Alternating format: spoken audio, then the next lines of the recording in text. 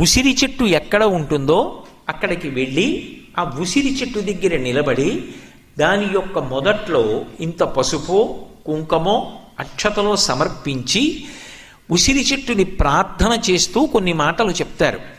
ఇక్కడ మీరు ఒక విషయం గమనించాలి. యజుర్వేదంలో కూడా రుద్రాధ్యాయంలో ఒక మాట అంటారు, నమో వృక్షేభ్యో హరికేశాయోపవీతినే పుష్టానాం పతయే నమో నమో అంటారు.